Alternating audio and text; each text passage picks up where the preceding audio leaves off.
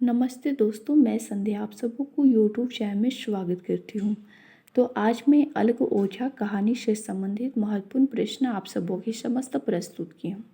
तो आज का प्रश्न नंबर 1 है, अलग ओझा कहानी के रचनाकार का क्या नाम है? तो अलग ओझा कहानी के रचनाकार का नाम प्रेमचंद है। अगला प्रश्न है, भोला महतो के दूसरी स्त्री का क्या नाम है? तो भोला महतो के दूसरी स्त्री का नाम पन्ना है। भोला महतो ने कुल 2 विवाह किए थे।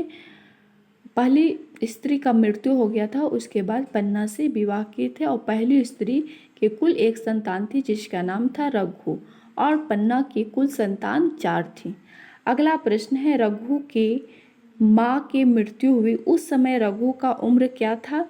तो 10 वर्ष के थे रघु उस समय। अगला प्रश्न है, पन्ना कैसी स्त्री थी? तो पन्ना थी वे रूपवती स्त्री थी। सबल की शिकायतें सभी सुनते हैं, निर्बल की फरियाद कोई नहीं सुनता। यह पंक्ति है वे किस कहानी से ली गई है? तो यह अलग ओझा कहानी से लिया गया है। अगला प्रश्न है, पन्ना के कुल कितने संतान थे? तो पन्ना के कुल 4 संतान थे, 3 पुत्र थे और 1 पुत्री थी। मोहर बेचकर रघु क्या खरीदना चाहता था? तो गाय खरीदना चाहता था। अगला प्रश्न है, मोहर का कितना दाम मिल रहा था? तो 25 रुपया मोहर का दाम मिल रहा था। अगला प्रश्न है, मोहर क्यों बेचना चाहते हो? गाय की अभी क्या जरूरी है? जब पैसा होगी गाय खरीद लिए जाएंगे। यह कथन किसका है? तो यह कथन है वे पन्ना का है। रघु की पत्नी का क्या नाम है? तो रघु की पत्नी का नाम मूलिया है। अगला प्रश्न है, अपने लड़के अपने होते नहीं, भाई किसके होते हैं? यह कथन किसका है? तो यह कथन है वे मूलिया का है। अगला प्रश्न है, अलग ओझा कहानी के पात्र हैं।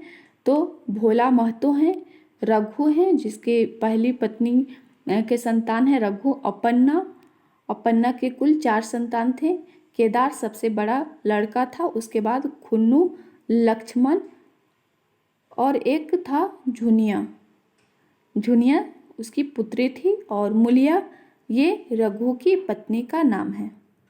अगला प्रश्न है, अलग ओझा कहानी का विषय क्या है? तो यह संयुक्त परिवार का विभाजन है। अलग ओझा कहानी का विषय। अलग ओझा कहानी के प्रकार है तो यह समस्या प्रधान है। अगला प्रश्न है, अलग ओझा का शाब्दिक अर्थ? तो संयुक्त परिवार का विभाजन, बंटवारा, अलगाव, ये सभी शाब्दिक अर्थ में आ जाएंगे। तो आपको अच्छे से याद करना है क्योंकि इससे संबंधित आपको प्रश्न देखने को मिल सकती हैं। रघु अपने मृत्यु के समय किसे बुलाया था? तो जब रघु का मृत्यु होने वाली थी उस समय किसे बुलाया था? तो केदार को बुलाया था, लेकिन केदार नहीं आया था। अगला प्रश्न है, रघु के कुल कितने संतान हैं? तो रघु के कुल 2 संतान थे।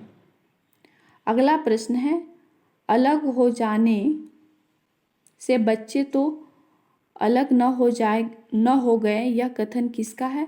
तो यह कथन है वे पन्ना का है। मूलिया से बोल रही हैं।